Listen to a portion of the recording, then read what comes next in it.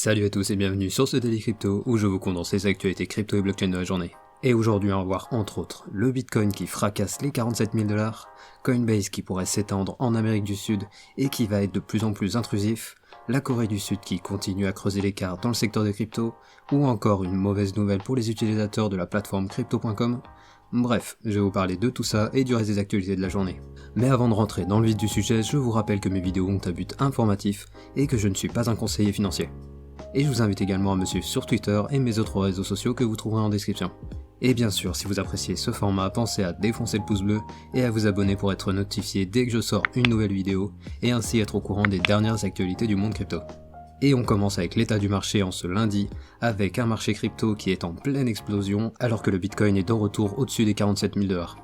Et les projets qui surperforment le marché aujourd'hui sont le Waves avec un plus 18%, le Filecoin avec un plus 25%, et le Gnosis qui nous fait carrément un plus 45%. Et la crypto du jour sera le Gnosis, donc rendez-vous en fin de vidéo pour ceux qui veulent en savoir plus sur ce projet. Mais passons sans plus attendre aux actualités de ce lundi 28 mars 2022. On débute les actualités du lundi avec le Bitcoin qui nous fait dans la nuit de dimanche à lundi un joli pump en allant au-dessus des 47 000 $, et avec ce pump le BTC nous a fait une clôture weekly à 46 800 $. Et bien que la bataille fait rage entre les bears et les bulls sur Twitter, voyons ce qui pourrait expliquer cette accélération. Bon, tout d'abord il faut rappeler que le marché crypto est toujours corrélé au marché des actions US qui est en reprise haussière depuis le 14 mars. Ensuite, on a eu la semaine dernière le PDG de Terra Luna qui a annoncé que la société allait créer un fonds de 10 milliards de dollars en Bitcoin pour backer son stablecoin et créer une réserve stratégique de fonds décentralisés. Et il faut savoir également que la société possède déjà l'équivalent de 1,3 milliard de dollars en BTC. Ensuite, d'après les données de Glassnode, on a un nombre de BTC sur les places d'échange qui est au plus bas depuis 3 ans. Et finalement, je vous rappelle qu'il y a de plus en plus de régulateurs dans le monde qui sont favorables à une adoption des cryptos, comme par exemple Dubaï, ou encore l'Ukraine qui vient de légaliser les cryptos. Bref, beaucoup de bonnes nouvelles pour le secteur qui font que les acheteurs reprennent du poil de la bête, mais attention, ce pump est arrivé alors que les institutionnels étaient fermés, et les volumes lors de ce pump n'ont pas été très importants, donc attention, une correction n'est pas du tout hors du champ des possibles. Et du côté des acteurs de l'écosystème crypto, on a Coinbase qui serait sur le point d'acquérir le géant sud-américain d'ETM. Et pour rappel, d'ETM est une société holding brésilienne qui est aux commandes de la plus grosse place d'échange crypto de l'Amérique latine, qui s'appelle Mercado Bitcoin et qui a généré pour 8,43 milliards de transactions en 2021 et qui est valorisé à 2,2 milliards de dollars. À savoir que l'exchange Mercado Bitcoin travaille actuellement avec la banque centrale brésilienne pour l'élaboration de leur MNBC, et je précise finalement que Mercado Libre, l'équivalent sud-américain d'Amazon, avait investi dans les actions de la société d'ETM. Bref, ici on parle d'un gros poisson, et d'après des informations qui auraient fuité, Coinbase serait en négociation depuis l'année dernière avec le groupe, et le rachat serait imminent car il pourrait avoir lieu durant le mois d'avril. Donc ici, pour résumer, Coinbase pourrait bien rafler le gros du marché crypto en Amérique du Sud, et bien sûr je vous tiens au courant quand on aura plus d'informations. Et en parlant de Coinbase, la plateforme se soumet aux futures réglementations au Canada, à Singapour et au Japon. C'est-à-dire que quand les utilisateurs de la plateforme enverront des fonds en dehors de Coinbase, ils devront fournir des informations sur les personnes ou entités qui recevront les fonds. À savoir que chaque pays n'impose pas les mêmes informations, mais en gros ils réclameront le nom et prénom, ou encore l'adresse du destinataire. Bref, vous l'avez compris, l'anonymat et même le pseudonymat dans les cryptos pourraient bien devenir une chose du passé dans quelques années. Et pendant ce temps en Russie, on a le gouvernement qui pourrait prochainement légaliser le minage de Bitcoin. En effet, le vice-ministre russe de l'énergie propose de voter un cadre légal au minage de crypto afin d'éliminer le vide juridique qui entoure ce domaine. Et il précise qu'il serait plus prudent de laisser aux autorités locales le soin de déterminer les quotas d'énergie qui seraient alloués aux mineurs. Et en parlant de Russie, on a aujourd'hui le Japon qui s'aligne sur la posture de l'Occident en ce qui concerne les sanctions économiques liées aux cryptos pour la Russie. C'est-à-dire que le gouvernement va mettre à jour une loi qui leur permettra de forcer les exchanges à bloquer les comptes en lien avec les clients russes.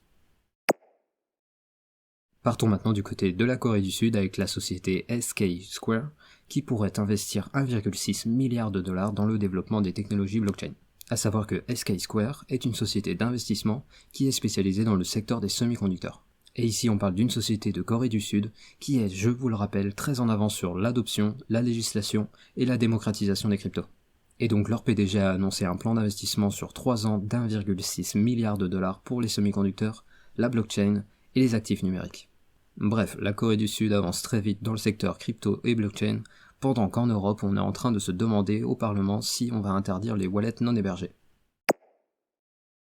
Et partons maintenant du côté de Crypto.com qui lâche une mauvaise nouvelle pour ses utilisateurs. En effet, récemment la plateforme a annoncé la baisse des taux d'intérêt de la formule Earn pour les stablecoins ainsi que pour le BTC, l'ETH, le Luna, le GLD et Atom.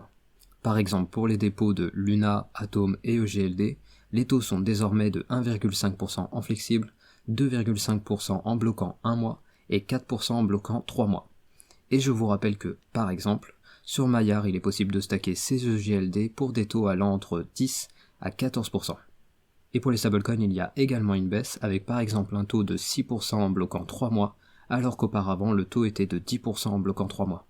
A savoir que les taux sont meilleurs pour les clients qui ont des cartes de niveau supérieur, mais même dans ces cas, les taux restent inférieurs à ce qu'ils étaient dans le passé. Bref, il est certain que quand une plateforme commence à avoir un public plus large, elle ne peut plus être aussi généreuse, mais avec des taux d'intérêt aussi peu compétitifs, il risque bien de perdre quelques clients dans l'histoire. Et on finit les actualités du lundi avec le flash du jour. Tout d'abord, on a FTX qui débauche Marcel Locher, un ancien régulateur du Liechtenstein, qui les aidera dans leur stratégie de développement sur le sol européen. Ensuite, on a Manoda qui se met au NFT en achetant un Bored Ape portant une casquette de cuir noir d'inspiration BDSM.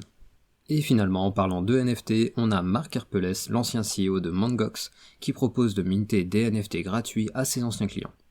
Et je rappelle que pour le moment, aucun de ces anciens clients n'ont revu la couleur de leurs cryptos qui ont été volés.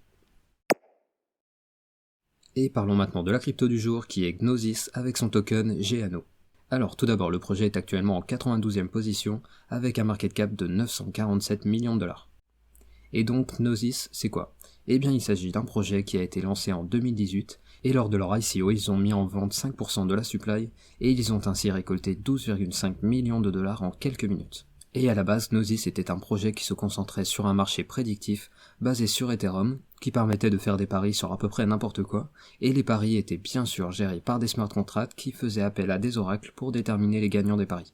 Mais à mesure que le projet avançait, ils se sont rendus compte qu'ils avaient besoin d'une meilleure infrastructure pour leurs ambitions. Et c'est comme ça qu'aujourd'hui, Gnosis est devenu un projet proposant plusieurs outils, comme par exemple des protocoles de trading décentralisés, ou encore une solution qui permet d'augmenter la sécurité lors des transactions, comme par exemple le multisignature avec Gnosis Safe. Et pour résumer, Gnosis est un projet qui construit des produits à destination de la finance décentralisée et qui permet une plus grande sécurité dans ce secteur où les histoires de hacking sont loin d'être rares. Et pour les plus curieux d'entre vous, je vous mets en description le lien d'une vidéo qu'a fait Asher sur Gnosis Safe. Et ainsi se termine le Daily Crypto du lundi. Je vous rappelle que je publie ces vidéos du lundi au samedi et le récap crypto tous les dimanches. Et je vous invite à me suivre sur Twitter et mes autres réseaux sociaux que vous trouverez en description. Et n'hésitez pas à venir me dire en commentaire s'il y a des points que vous voudriez préciser par rapport aux actualités du jour pour que tout le monde ait accès aux informations les plus complètes possibles. Et comme d'habitude, pensez au like pour le référencement de la vidéo et à l'abonnement pour être notifié dès que je sors une nouvelle vidéo. Et je vous dis à demain pour un nouveau Daily Crypto.